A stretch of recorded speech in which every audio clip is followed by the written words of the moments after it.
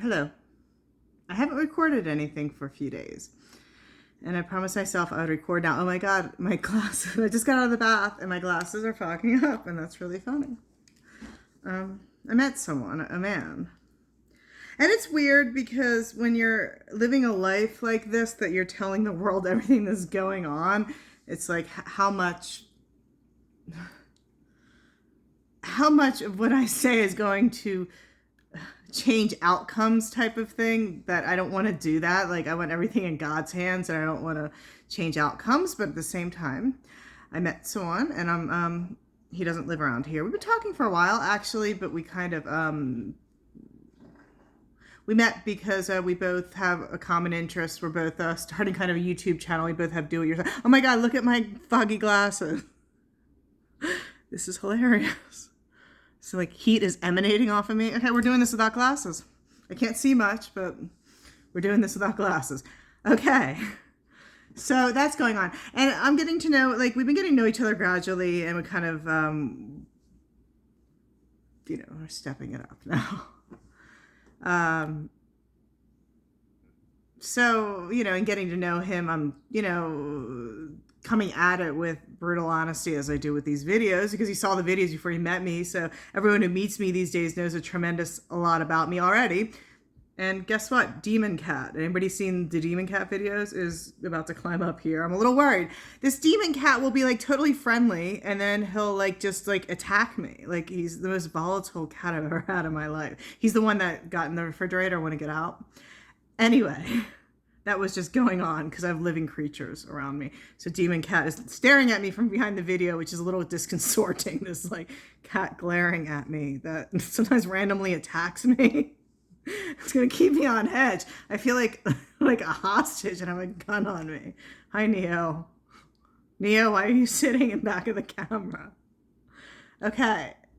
Anyway, I'm getting to know this man. His name's Cody. I've been revealing a lot about myself, and part of the reason why I make these videos is to progress and to get things out, like to get shadow work out, and I'm getting a lot out through this interaction. So I've been doing videos, but I think it's important for me to touch base with, everyone, and also with myself, and I want to help people. And a lot of big things have happened. So February 13th is a big day for me. It's called Freedom Day. It's more important than my birthday. I was in a narcissistic abusive relationship with this man who systematically tortured me, gaslit me, ostracized me from my family and my friends, used me, abused me, did everything to me. I was in, it was at the end of my drug addiction. He's the one that introduced me to the heroin. I was never doing heroin. He didn't even do heroin. He just did it to control me. And on February 13th, 2018, Freedom Day, someone very close to me, very, very close to me, close to my soul, I left for work, and me and the narcissist had another fight.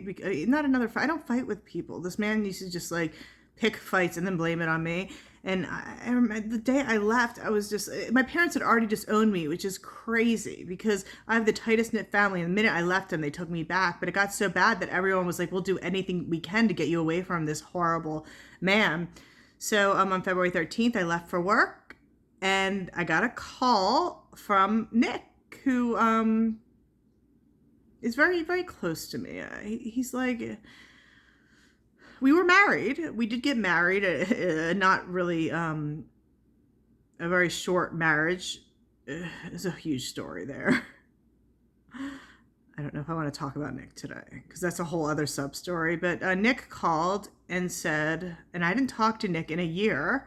And I was just at the end of the end of the end. I was weeks from dying. This guy was about to kill me. Nobody was talking to me anymore. I was on drugs, and I'd actually been clean for 5 days. I don't know how I got clean for 5 days. I was locking myself in the room because this man would like have drugs ready for me when I got home, because he wasn't working.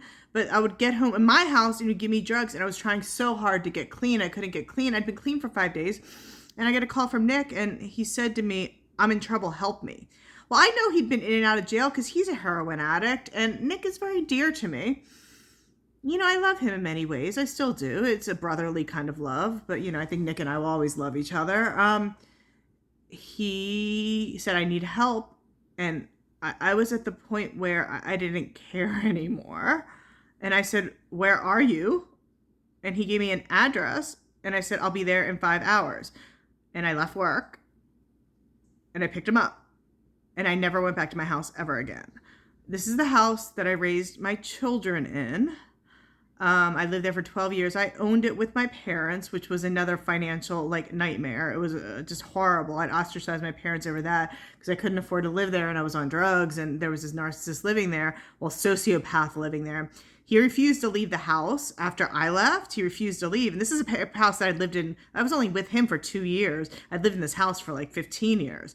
And he just refused to leave. And I started a new life.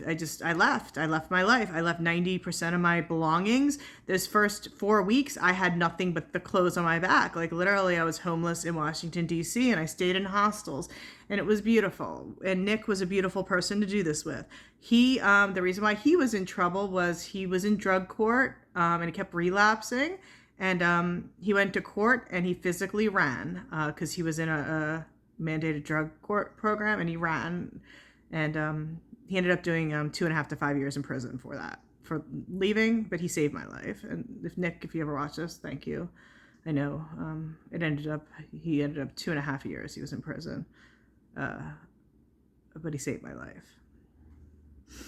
But he was in trouble too. He said that he couldn't stay in the program because he said he preferred jail to the program because the drug program was so toxic that he couldn't get clean, and at least in jail, because in a drug program, they keep on resetting you every time you do something wrong, and he couldn't not do anything wrong because he was surrounded by drugs. So he's like, I'm going to be in this program for the next 15 years. I'd rather just do my damn time in prison, which he ended up doing his time in state penitentiary. Sorry, Nick. I'm not really talking to him right now, but so I left the house and all my belongings. The first 4 weeks, I stayed in youth hostels, and I got to know people from all over the world. I was in Washington, D.C., and a lot of people pass through, and they have community kitchen, you can cook in. And I got to know a lot of people, and we walked the city, and I was like a child again. And I think that was the day that I started to wake up, Freedom Day, because I realized that my life wasn't working anymore, and that I couldn't go back to that house, and I couldn't go back to that life, and I couldn't go back to that lifestyle, and that I was just at the dead end. It was just it. And I started to change very rapidly, and that was my 4-year anniversary yesterday, February 13th, 2018, Freedom Day. So I always celebrate Freedom Day because it was my life. I would have been dead by now if I stayed on that trajectory. It was bad.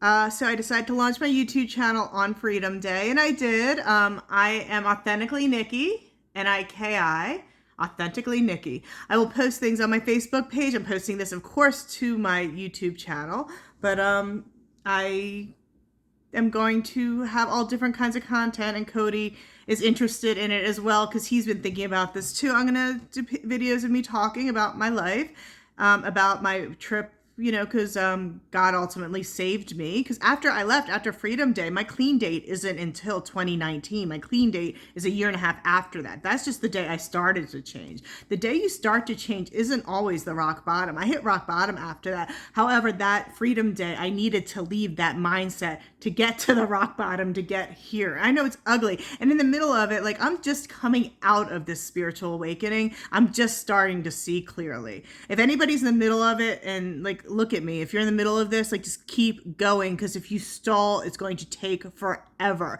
The drugs slowed me down. I've been clean now 2.5 years, and my brain started to clear after I got off the drugs, and my awakening started to happen quicker. But I would say my awakening started was the Freedom Day, February 13th. But before then, I was just a different person. I was living a very self-centered life. I didn't really think about what was going on. I didn't think about morals. I didn't think about goals. I didn't think about tomorrow. I lived a lot of my life on Facebook. I was really into, being cute and angles and filters and, just being fake. And I really didn't have much going on in my personality. I didn't have any morals. I didn't really have any goals. I was a lawyer and I stuck by that. But again, I keep on saying this. It was just like a high class con. I'm smart. I went to school. Law school wasn't hard. Guys, law school is not hard. I had 2 kids, one with autism. I did it full time. I just they said, read this and answer questions. I'm like, cool, I can memorize this. And this is not that hard.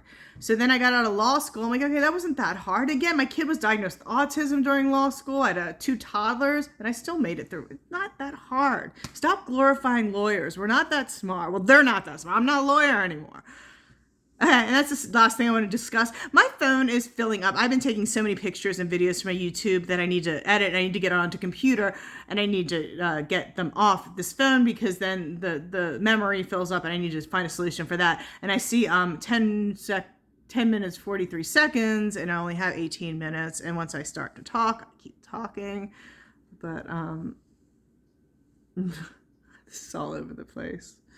Things are going really good. So I'm visiting Cody on Sunday, and I'm excited. I'm pretty sure he's the one. I mean, I think this is it. It was like, how everybody says it's gonna be. It's kind of it's like the type of thing that it's like, I'm so pleased with it. I don't need to talk about it. I don't need to make it public. And that's how I know it's real, because in the past, like relationships, like you want to change your relationship status. You want their exes to know. You want your exes to know. Now I'm like, well, I'm happy enough that, like, you know what I mean? Like, I don't care if people know. I don't care if people don't know, because I just don't care, because he and I have similar goals for life, similar ideals, and similar interests. So it's like every day I grow with this. Like, even we just met 2 months ago or whatever, and we just started really seriously talking the last few weeks, and like every day I learn something new about myself. And like every day I've grown, like every single day since the day I met him, I've changed something about me that's made me a better woman, and not for him, just because he helps me see myself. I don't know if he would say the same thing about me. I mean, it doesn't really matter. Well, I'm going to flip the camera really quick on this devil cat, bipolar devil cat, because he's sleeping, staring at me sleeping. It's disconcerting because he turns on me sometimes and it'll just go off. So here we go. Wait, hold on, flipping. See, he's looking all innocent. But see that eye? See that look in his eye? See? He'll just